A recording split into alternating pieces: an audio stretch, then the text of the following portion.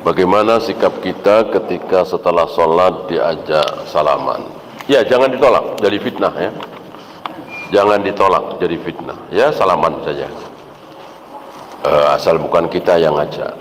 Kalau dia adik kita, junior kita, umur jauh di bawah kita, ya baguslah kita nasihati. Ini nggak ada sunnahnya. Ini bukan contoh dari Rasul dan para sahabat. Rasul dan para sahabat tidak pernah habis sholat salaman-salaman. Kalau itu benar baik, tentu sudah dilakukan oleh Rasul dan para sahabat gitu. Karena salaman itu dilakukan berapa? Satu, ketika bertemu. Dua, ketika mau berpisah. Tiga, baiat. Adakah yang keempat? Tidak ada. Cuman tiga itu sunnah salaman itu. Deal jual beli salaman, nggak ada. Apalagi kenalan salaman, nggak ada.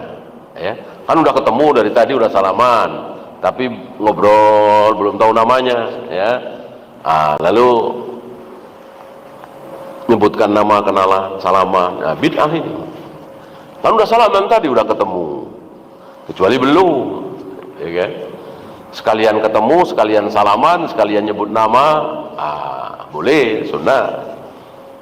Kalau sudah ketemu, sudah salaman, sudah ngobrol 5 menit, baru salaman, nah ini bid'ah. Termasuk akad nikah, ini pun bid'ah. Akad nikah dengan salaman. Bolehkah tidak sholat jamaah di masjid ketika sedang flu pilek? Iya. Ini juga bisa menular yang lain kan? Virus ini. Lebih baik tidak ke masjid. Apa benar ada pendapat ulama yang mengatakan bahwa kita tidak boleh bersedekah pada orang yang tidak sholat? Haruskah kita amalkan? Mungkin sekedar pendapat ya. Kalau dalil bahkan udah pelacur sedekah sama anjing gitu. Ini dalil. Ini dalil ya. Justru orang yang tidak sholat sering kita kasih bantuan, sering kita kasih makanan, sering kita kasih uang. Habis itu kita ajak sholat, insya Allah ini baik, mudah-mudahan dia mau. Ya, bang, ke masjid sholat. Oh ya. Insya Allah. Hukum bermakmum di belakang imam yang salah baca Al-Fatihah.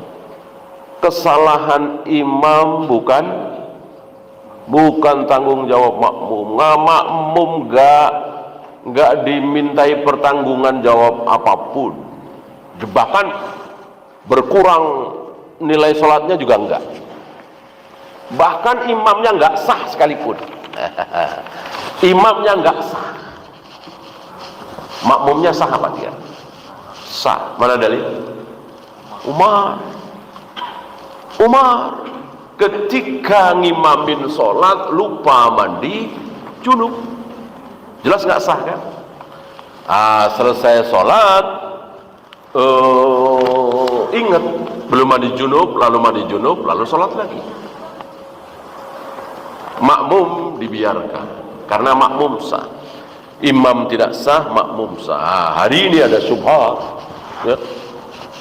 Bahkan ada yang mengatakan kalau imamnya panjang pendeknya enggak tepat, makhrajnya enggak tepat, maka niatin sholat sendiri. Ini jelas talbisul iblis, tipuan iblis. Mohon nasihat bagi penuntut ilmu yang terlalu ikut campur dalam masalah perselisihan para asatidzah. Ya seperti tadi ya. Seperti tadi.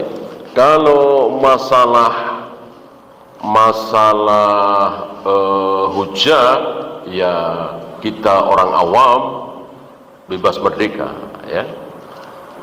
Misalnya perselisihan, ya seperti tadi ya, dengkul dulu, apa tangan dulu, sami Allah liman hamidah, sedekap atau tidak, ya bebas.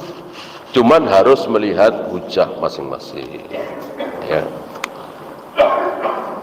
Barangkali mungkin ada masalah pribadi, apalagi itu jangan ikut campur, ya.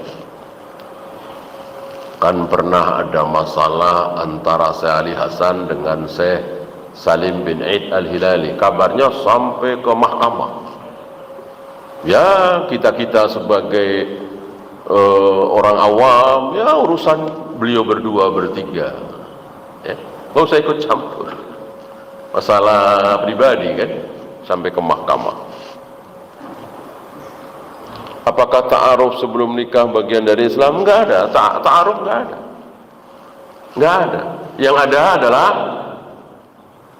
nazar, kemudian khitbah, kemudian akad. Ini yang sunnah. Ta'aruf enggak ada. Ta'aruf apa sih? Cuman kenalan, nama siapa, suku apa, anak keberapa, kerjaannya apa. Ini bukan bagian syariat, ya mubah-mubah saja. Bukan haram, ya. Ya mubah-mubah saja. Yang sunnah tadi nazar, kemudian khitbah, kemudian akad. Mudah sekali. Ya. Nah, khitbah ini tentu dua, perempuannya mau apa tidak khitbah, mau enggak nikah. Yang kedua tentu walinya mau apa tidak menikahkan.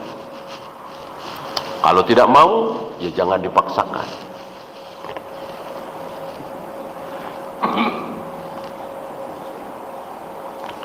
Bolehkah dalam menuntut ilmu sikoh terhadap satu ustadz saja? Berarti yang benar cuma satu ustadz begitu? Ya tentu muskil, ya. Mungkin karena keadaan, mungkin karena situasi, ya. Kalau pokoknya saya sama beliau saja, nggak mau yang lain, nah berarti yang lain salah semua, ya. Jangan seperti itu, bulu. Ya kecuali di daerah itu ustaz salat cuma dia, ya iyalah.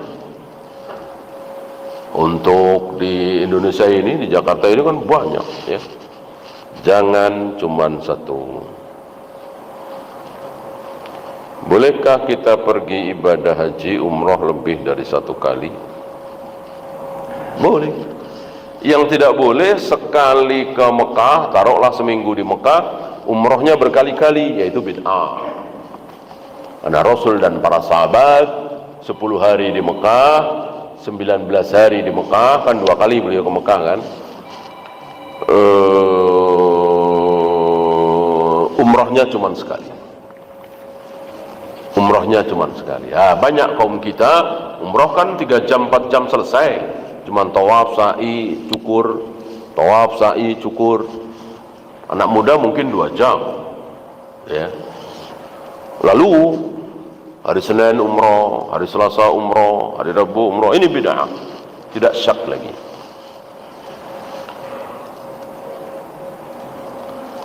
Karena makmum belum kenal sunnah, bila ditawarkan khawatir tidak paham.